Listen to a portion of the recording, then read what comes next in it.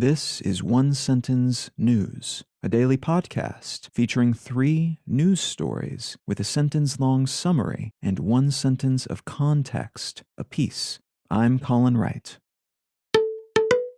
It's Tuesday, March 1st, 2022. Let's talk about the news. From The Economist and every other publication. For the foreseeable future, I'll be deriving a lot of Ukraine-Russia news from a bunch of sources, and then in the show notes, linking to one source that is summarizing all of the recent stories on this topic. And today, that is The Economist. So from The Economist, Ukraine at war.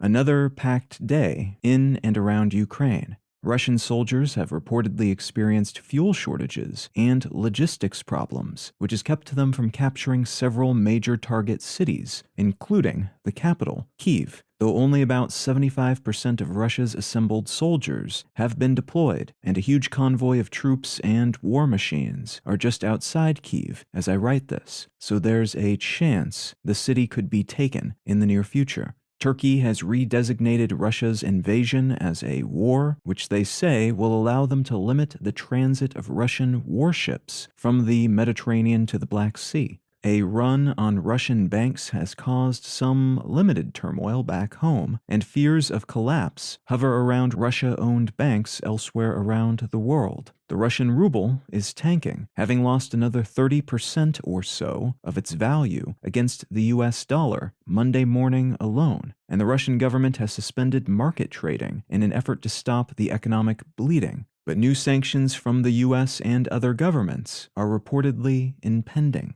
About 500,000 Ukrainian refugees have fled to Poland, Hungary, Romania, and Moldova so far, according to the United Nations.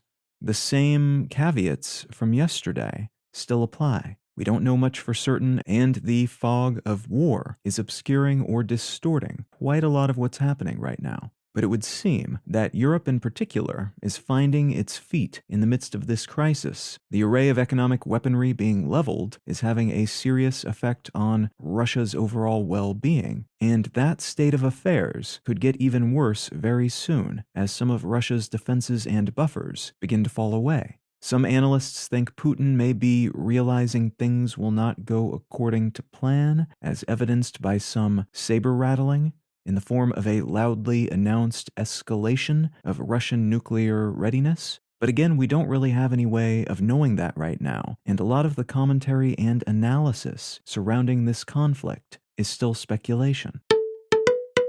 From the New York Times, sale of leases for wind farms off New York raises more than $4 billion. The U.S. government has sold 6 wind farm leases off the coast of New York and New Jersey for a record $4.37 billion. The auction was for more than 488,000 acres, which is around 2,000 square kilometers of Atlantic Ocean territory that will be used for offshore wind farms. Once the planned turbines are up and running, these farms are expected to produce up to 7,000 megawatts of electricity, which is enough to power nearly 2 million homes.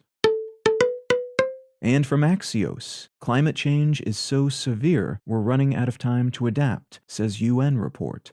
A new report sponsored by the United Nations and compiled by the IPCC says that global warming is already reshaping the world in obvious and subtle ways, and nearly half the planet's human population is highly vulnerable to significant climate impacts, including widespread food scarcity and other large humanitarian crises. The report also says we're past a point where, quote, minor, marginal, reactive, or incremental changes, end quote, will do much to stave off what's coming, and only large-scale shifts across society will substantially reduce the impending impacts and enhance our resilience as we face those that have already arrived.